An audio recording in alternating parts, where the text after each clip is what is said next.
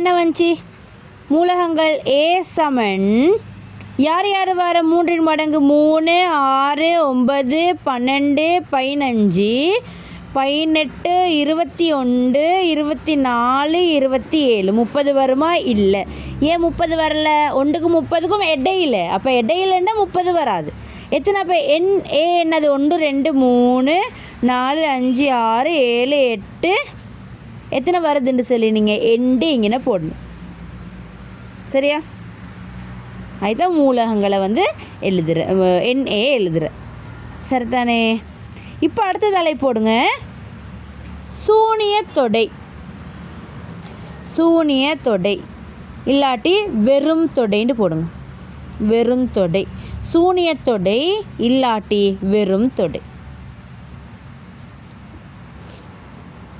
சூனிய தொடை வெறும் தொடைன்னு சொன்னால் இப்போ உங்களுக்கு தந்திக்குது ஏ சமன் 1க்கும் 3க்கும் இடையில் உள்ள 5 மடங்குகள்.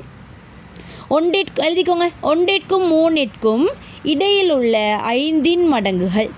ஏ சமன் இரட்டை அடைப்புல 1க்கும் 3க்கும் இடையில் உள்ள 5 மடங்குகள்.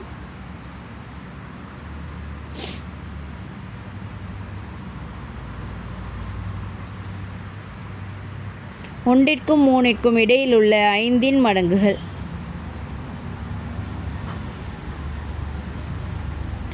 இப்போ பாருங்கள், 5ஆம் வாய்ப்பாடத்தில் ஏதாச்சும் 1க்கும் 3க்கும் இடையில இருக்குதா? ஸ்டார்ட் ஆகுறதே 5ல். 5 10 15ன்னு போவோம். 1க்கும் 3க்கும் இடையில யாராச்சும் மிக்கிறதா? இல்லை. அப்போ இந்த தொடையில் ஏதாச்சும் ஒரு மூலகம் வருமா? இல்லை. அப்போ இதில் இந்த பிரக்கெட் லுக்கிங்களுக்கு எழுதுறதுக்கு ஒன்றும் இல்லை.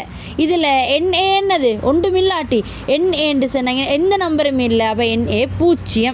அப்போ இது பாருங்கள், 1க்கும் 5க்கும் இடையில் 1க்கும் 3க்கும் இடையில் உள்ள 5 மடங்குகள்.